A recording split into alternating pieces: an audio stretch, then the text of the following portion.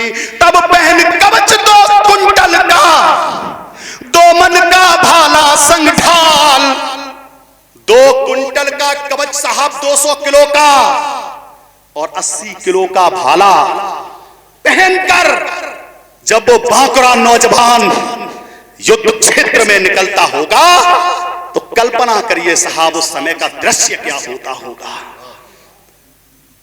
तब पहन कवच 2 कुंटल का, 2 मन का भाला संग ढाल। अरे मूंछों पर देते ताव दिखे, राणा खुद जैसे महाकाल।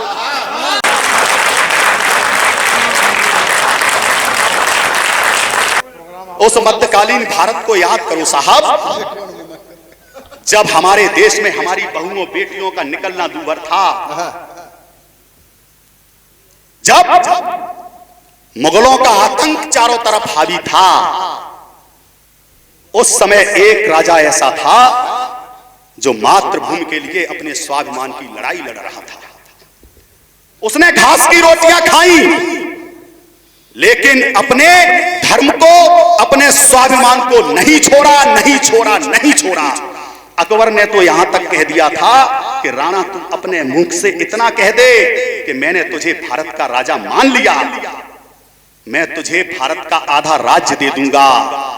लेकिन वो महाराणा प्रताप, उसने दास्ता स्वीकार नहीं की। उसका 7 वर्ष का बेटा उसके हाथों में दम तोड़ देता है, 11 वर्ष की बेटी हाथों में दम तोड़ देती है भूख से, लेकिन राणा ने कभी अधीनता स्वीकार नहीं की। अकबर से कहा, अकबर मैं मिट जाऊंगा, लेकिन तेरी दास्ता स्वीकार जिस दिन राणा कर लेगा उस दिन राणा जीते जी मर जाएगा।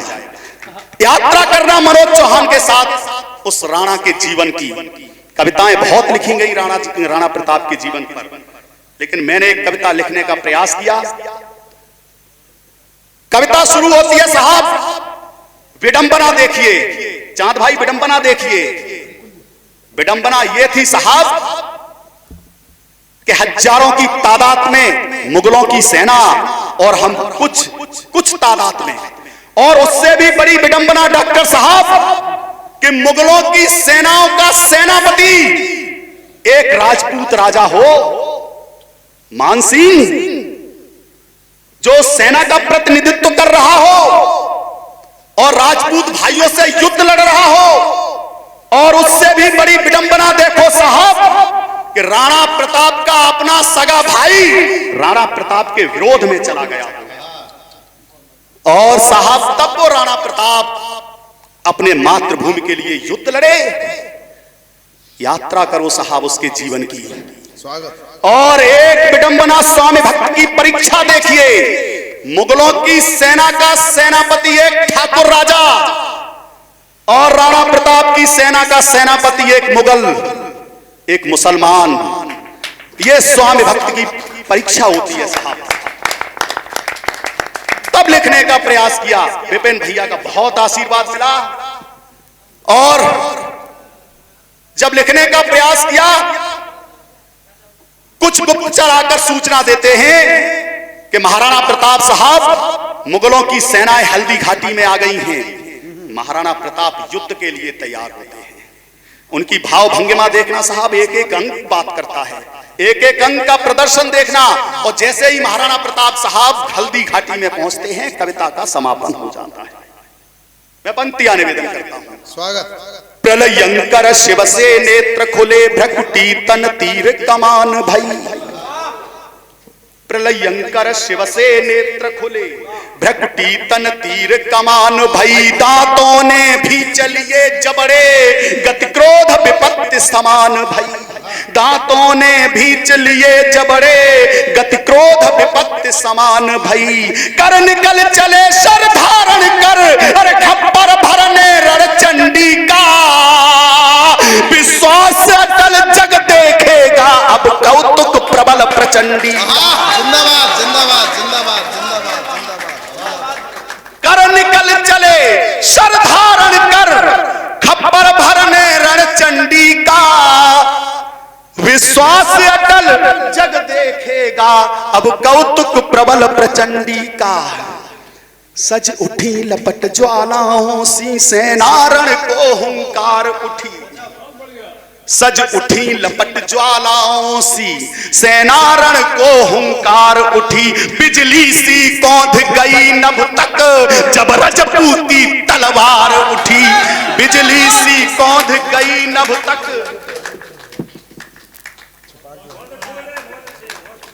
बिजली सी कौंध गई नभ तक जब रजपूती तलवार उठी। इठला कर भाला खड़ा हुआ अब अर्का शीश उतारेंगे। प्रतिद्वंदी होगा काल स्वयं तो भी क्षण भर न विचारेंगे। जिंदाबाद। इठला कर भाला खड़ा हुआ, अरे अब अर्का शीश उतारेंगे। फिर महाकाल भी हो सम्मुख उसको क्षण भर न विचारेंगे। अभिमानी अंबर के अनंत आंगन में उदित हुआ दिनकर।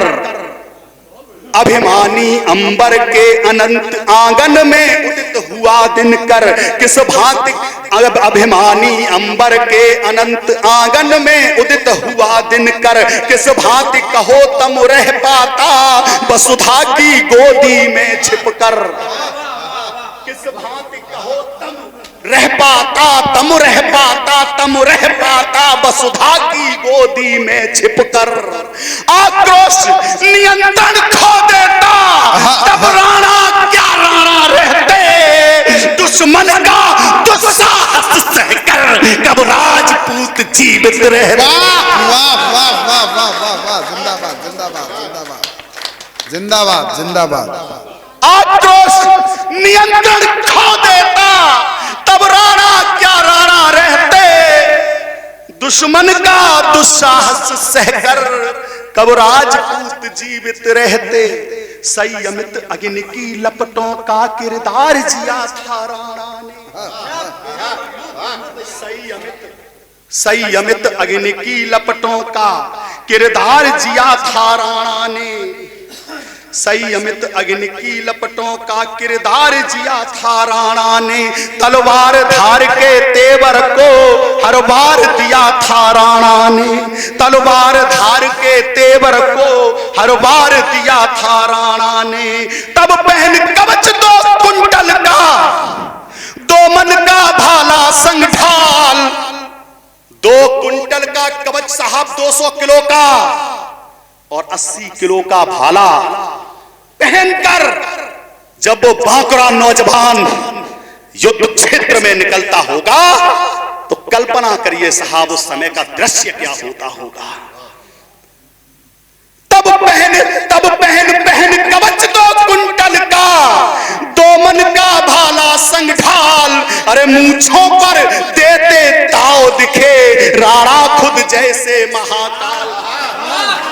मूंछों पर देते ताव दिखे अद्भुत अद्भुत। राणा खुद जैसे महाकाल थे। नेत्र कर्ण सब लालायत सिंहों का गर्जन देखेंगे। मेवाड़ के रहने वाले सभी नर और नारी, उनकी सेना का प्रत्येक जवान थे। नेत्र कर्ण सब लालायत सिंहों का गर्जन देखेंगे। राणा के हाथों से होता मुगलों का मर्दन देखेंगे। राणा के हाथों से होता मुगलों का मर्दन देखेंगे। वे एक लिंग के अवतारी, वे एक लिंग के अवतारी जब पर्वत सम विकराल हुए।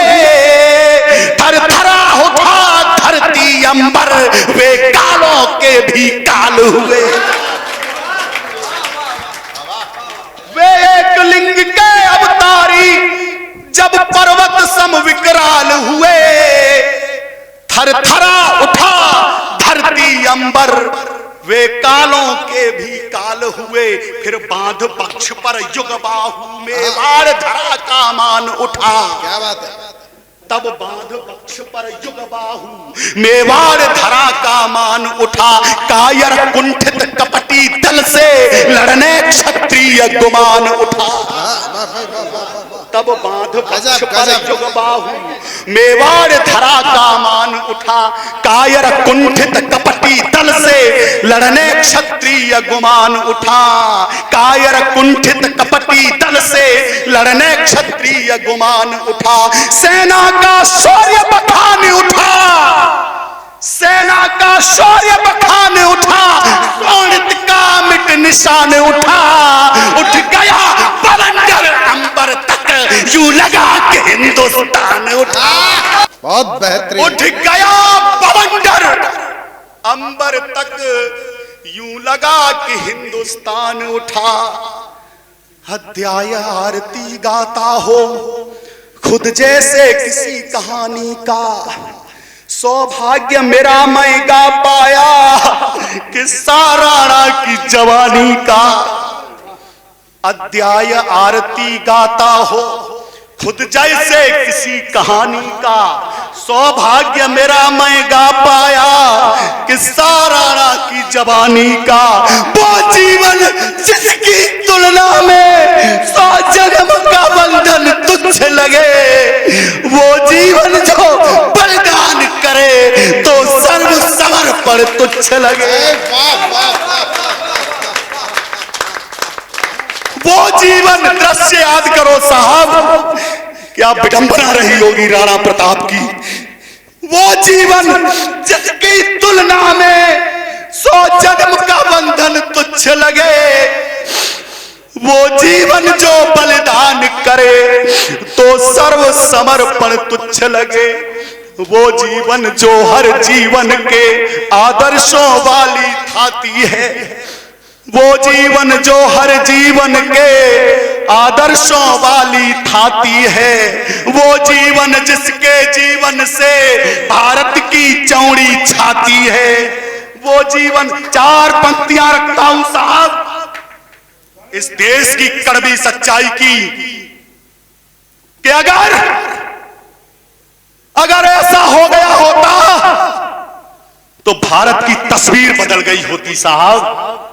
वो कड़वी सच्चाई आपके बीच में आपका बेटा परोस रहा है कि हाथों में शमशीर लिए इज्जत के लिए अड़ा होता। हाथों में शमशीर लिए इज्जत के लिए अड़ा होता। निज सत्ता के लोगों से बढ़कर निज स्वाभिमान बड़ा होता।